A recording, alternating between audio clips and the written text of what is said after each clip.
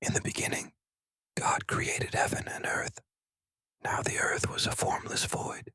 There was darkness over the deep, with a divine wind sweeping over the waters. God said, "Let there be light," and there was light. God saw that light was good, and God divided light from darkness. God called light day, and darkness he called night. Evening came and morning came, the first day. God said, "Let there be a vault through the middle of the waters to divide the waters in two." And so it was. God made the vault, and it divided the waters under the vault from the waters above the vault. God called the vault heaven. Evening came and morning came, the second day. God said, "Let the waters under heaven come together into a single mass, and let dry land appear." And so it was. God called the dry land earth, and the mass of waters seas. And God saw that it was good. God said, "Let the earth produce the vegetation, seed-bearing plants, and fruit trees on earth, bearing fruit with their seed inside, each corresponding to its own species." And so it was. The earth produced vegetation, the various kinds of seed-bearing plants, and the fruit trees with the seed inside, each corresponding to its own species. God saw that it was good. Evening came and morning came, the third day. God said, "Let there be lights in the vault of heaven to divide day from night, and let them indicate festivals, days, and years. Let them be lights in the vault of heaven to shine on the earth." And so it was. God made the two great lights, the greater light to govern the day, the smaller light to govern the night, and the stars. God set them in the vault of heaven to shine on the earth, to govern the day and the night, and to divide light from darkness. God saw that it was good. Evening came and morning came, the fourth day.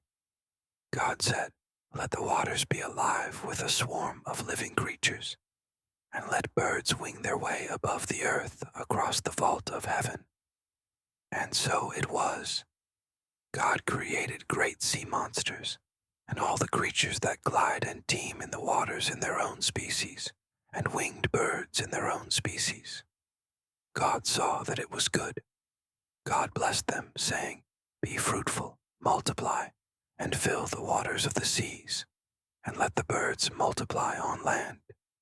Evening came and morning came, the fifth day. God said, "Let the earth produce every kind of living creature in its own species, cattle, creeping things, and wild animals of all kinds." And so it was.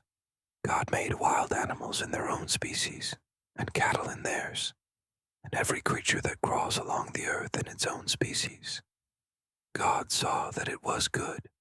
God said, "Let us make man in our own image, in the likeness of ourselves, and let them be masters of the fish of the sea, the birds of heaven, the cattle, all the wild animals, and all the creatures that creep along the ground."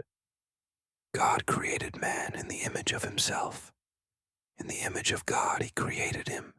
Male and female he created them. God blessed them, saying to them, "Be fruitful, multiply, fill the earth and subdue it. Be masters of the fish of the sea, the birds of heaven, and all the living creatures that move on earth." God also said, "Look, to you I give all the seed-bearing plants everywhere on the surface of the earth, and all the trees with seed-bearing fruit. This will be your food. And to all the wild animals, all the birds of heaven, and all the living creatures that creep along the ground, I give all the foliage of the plants as their food." And so it was. God saw all he had made, and indeed, it was very good. Evening came and morning came, the sixth day.